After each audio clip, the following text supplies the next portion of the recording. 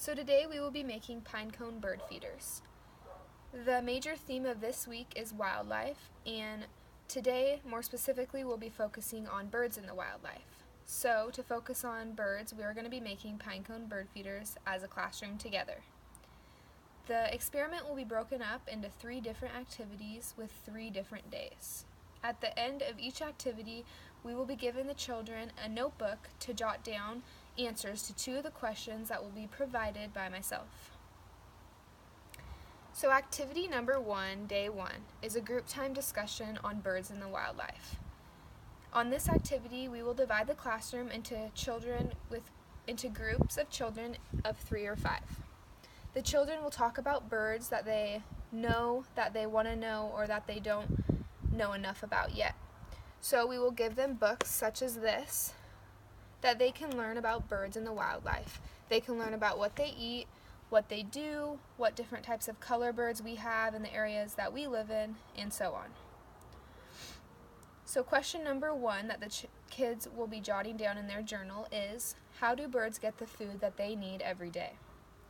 Question number 2 is, do you have any bird feeders at your home? And if so, do you notice the birds eating out of them?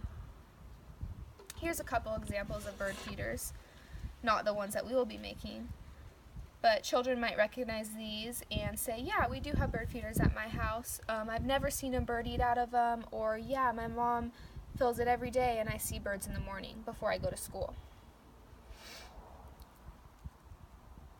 Activity number 2, day 2, is the actual construction of the bird feeders. So the ingredients that you'll need, just 3 simple ingredients. You'll need the bird seeds, a pine cone, and Crisco. You'll have your child choose a pine cone from a table, and the children can either roll the pine cone in the shortening or simply paint the shortening on with popsicle sticks. To prevent mess in the classroom with a lot of children, I would request using popsicle sticks, but since it's just me, I'm going to be using just my hands and rolling it. So you just roll it all up in the Crisco, or the children will be using the popsicle sticks, and then you roll it in the seeds. You really try and cover it the best you can, and voila. So after the children have completed constructing their pine cones, they will be asked 2 more questions to write in their journal.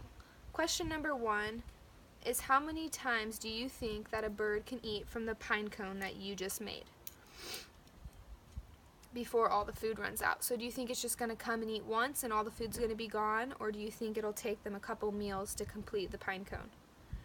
Question number 2 is, what times of the day do you think the birds will come to the feeders more often? Do you expect them to come in the morning, at night, or all throughout the day? So this completes day 2. Activity number 3 is outside bird watching and analyzing. So after we have put the bird feeders that the children made outside, we will bring all the children outside to watch their specific bird feeder for a 30-minute time period. The questions that we will ask the kids to write down in their journals after this is question number 1, do you notice similar types of birds attracting to the feeder? And question number 2, how many birds in a 30-minute time period have come to the bird feeder that you constructed? So simply the kids will just be tallying how many birds, even if it's the same bird, came to their bird feeder throughout the day. Some kids might not have any, some kids might have more.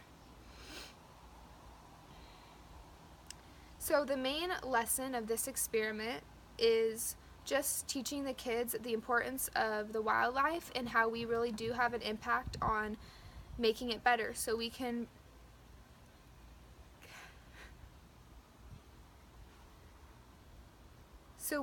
have a say in the food that it gets and the shelter that it receives, etc. And the kids will really learn that they can have fun with it and enjoy doing so. A major skill that the child will use while doing this activity is just prior knowledge. So with the book and with the group discussion, the kids will learn a lot about birds, and they can implement it throughout this experiment and throughout the rest of their lives, fortunately. Thank you for watching. Perfect.